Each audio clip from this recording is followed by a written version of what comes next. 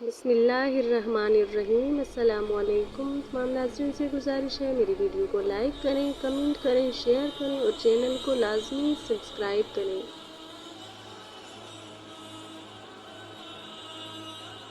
हज़रत जाफ़र रज़ी अल्लाह की बादशाह के दरबार में तकरीर।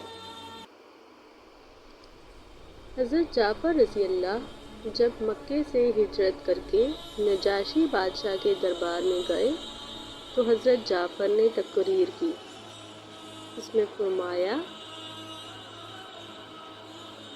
ऐ बादशाह, हम जाहिल थे, बुत पूजते थे, मुर्दार खाते थे, बदकारी करते थे, पड़ोसियों को सताते थे, भाई भाई पर जुल्म करता था, जोर आवर कमज़ोरों का खा जाता था। इतने में हम में एक शख्स पैदा हुआ जिसकी बुज़ुर्गी बचाई और ईमानदारी से हम वाकिफ़ थे।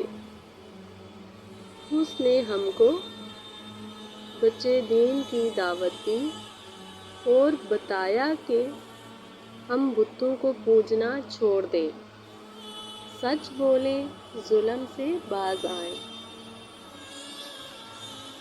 यतीमों का माल ना खाएं, पड़ोसियों को आराम दें, पाक दामन औरतों पर बदनामी का दाग ना लगाएं, नमाज पढ़ें, रोज़े रखें, खैरात दें।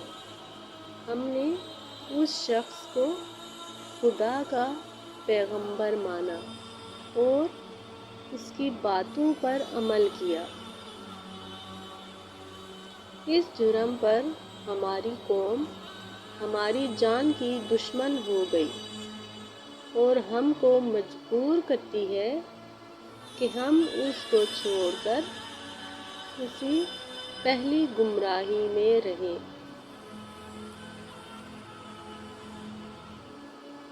हज़रत जाफ़र रज़ी अल्लाह ने इसके अलावा और भी तालीमात इस्लाम का ज़िक्र करके फरमाया, बस हमने उनकी तस्दीक की और उन पर ईमान लाए और जो कुछ वो मनजानिब अल्लाह के लेकर आए उसका इत्तबा और पैरवी की।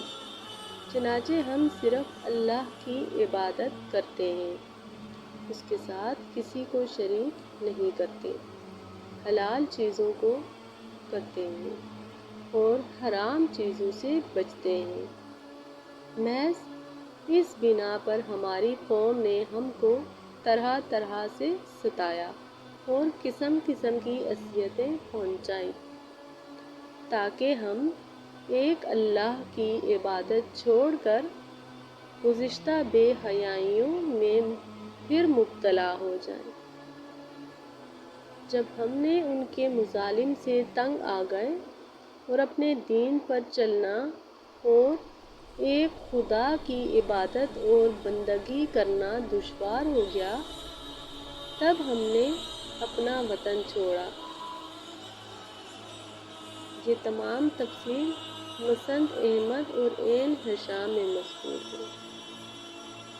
बादशाह ने कहा, मुझे कलाम अल्लाह सुनाओ। नजाशी ने कहा, क्या तुमको इस काम में कुछ बार है जो तुम्हारे पैगंबर अल्लाह की तरफ से लाए हैं? हज़रत जाफ़र ने फरमाया, हाँ।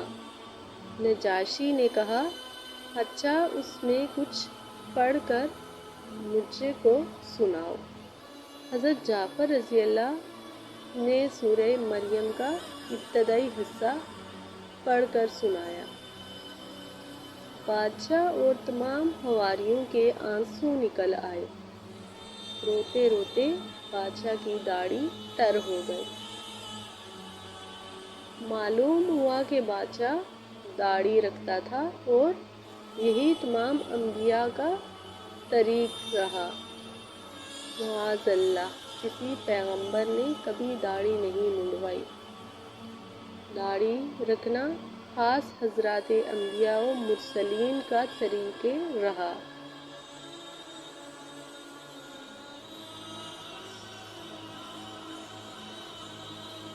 نجاشی اس قدر رویا کہ داڑھی تر ہو گئی، اور پادری بھی یوں روئے کہ سان کے سامنے پڑی ہوئی کتابیں بھیگ گئیں۔ نجاشی نے کہا، خدا کی قسم، یہ کلام اور جو موسیٰ علیہ السلام لائے تھے ایک ہی دیے کے نور ہیں۔ اس نے ان دونوں عمرو صبی اور ان کے ساتھی کو دربار سے یہ کہتے ہوئے اٹھوا دیا کہ چلے جاؤ یہاں سے، میں ان لوگوں کو ہرگز تمہارے سپرد نہیں کر سکتا۔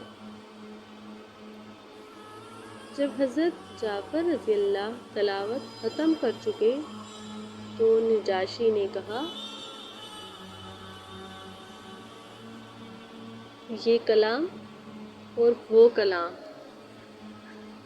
جو